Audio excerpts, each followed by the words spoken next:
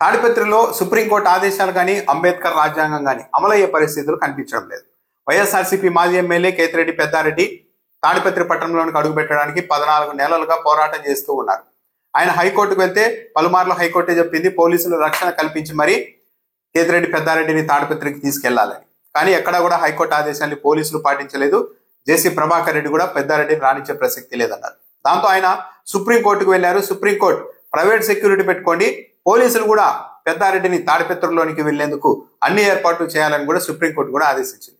Supreme court ఆదేశాల నేపథ్యంలోనే బుధవారం అంటే ఈ రోజు కేతిరెడ్డి పెద్దారెడ్డి తాడిపత్రికి వెళ్తున్నట్టు ప్రకటించారు. ఈ మేరకు పోలీసులకు కూడా సమాచారం ఇచ్చారు. ఈ విషయం తెలియంగానే జేసీ ప్రభాకర్ రెడ్డి, మున్సిపల్ చైర్మన్ జేసీ ప్రభాకర్ రెడ్డి మరో కార్యక్రమానికి పిలుపునిచ్చారు.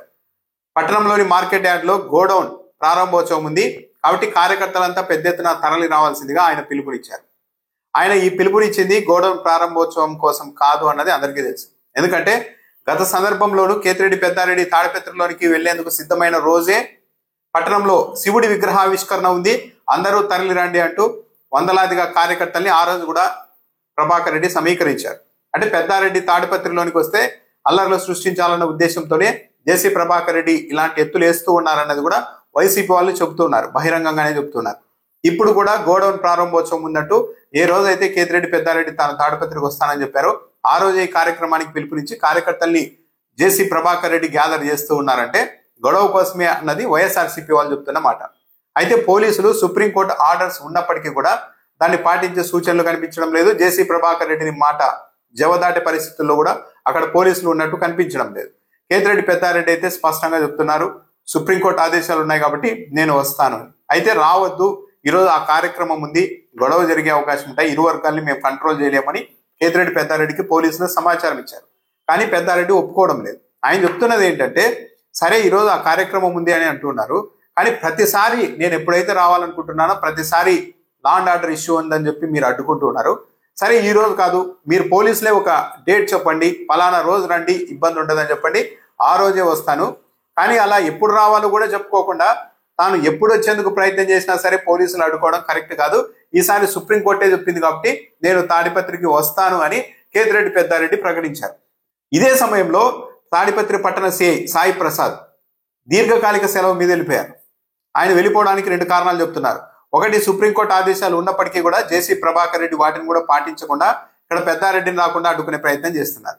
దీనిపైన మళ్ళీ పెద్దారెడ్డి సుప్రీంకోర్టుకు వెళ్తే అప్పుడు పోలీసు అధికారులకు ఇబ్బంది వస్తుంది, ఎందుకు మీరు రక్షణ కల్పించలేదు మేము చెప్పినా అన్నట్టు.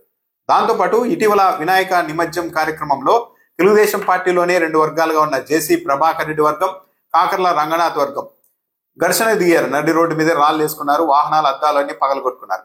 ఆ వ్యవహారంలో ఇరు వర్గాలకు సంబంధించిన అనుచరుల మీద పోలీసులు కేసు నమోదు చేశారు. ఇలా తన అనుచరుల మీద కేసు నమోదు చేయడాన్ని జీర్ణించుకోలేకపోయిన ఒక ప్రజాప్రతినిధి నేరుగా సిఐకి ఫోన్ చేసి దుర్భాషలు ఆడారు ఫోన్లో అని చెప్తున్నారు.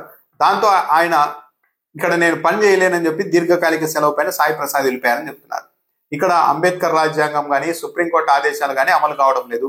జేసీ ప్రభాకర్ రెడ్డి ఏం చెప్తే అదే నడుస్తోంది. ఆయన బహిరంగంగా అడ్డుకుంటానని చెప్తున్నారు. నిజంగానే పోలీసులకు చిత్తశుద్ధి ఉంటే చట్టాన్ని అప్లై చేయాలి, అమలు చేయాలన్న చిత్తశుద్ధి ఉంటే, సుప్రీంకోర్టు మీద గౌరవం ఉంటే 2 మార్గాలు ఉన్నాయి పోలీసులకి. ఒకటి, సరే ఈరోజు జేసీ ప్రభాకర్ రెడ్డి కార్యక్రమం పెట్టుకున్నారు కాబట్టి అదే సమయంలో పెద్దారెడ్డి వస్తే ఇబ్బంది వస్తుంది అని పోలీసులు భావిస్తూ ఉంటే మీరు పలానా రోజు రండి అని కేతిరెడ్డి పెద్దారెడ్డికి ఒక తేదీ చెప్తే సరిపోతుంది. లేదా పెద్దారెడ్డి వస్తే నేను అడ్డుకొని తీరుతాను అంటూ చట్టవిరుద్ధంగా వ్యవహరిస్తూ ఉన్న జేసీ ప్రభాకర్ రెడ్డినైనా నియంత్రించాలి. ఈ 2 పనులు చేయకుండా ఎప్పుడైతే పెద్దారెడ్డి రావడం మొదలవుతుందో వెంటనే ఊరి బయటే గ్రామాల మధ్యలో వాహనాలను అడ్డుపెట్టి పోలీసులు అడ్డుకొని సాయంత్రం వరకు అడ్డుకొని అటుంటి మళ్ళీ వెనక్కి పంపించడం చేస్తూ ఉన్నారు. ఆయన పదే కోర్టులకు వెళ్తూ ఉన్నారు. సుప్రీంకోర్టు వరకు కూడా వెళ్ళారు. సుప్రీంకోర్టు ఆయన సొంత నియోజకవర్గంలోనికి వెళ్లకుండా ఎలా అడ్డుకుంటారు అని ఆశ్చర్యం వ్యక్తం చేసింది. అసలు పోలీసులు ఏం చేస్తున్నారు, పోలీసులు భద్రత కల్పించడం కూడా చెప్పారు.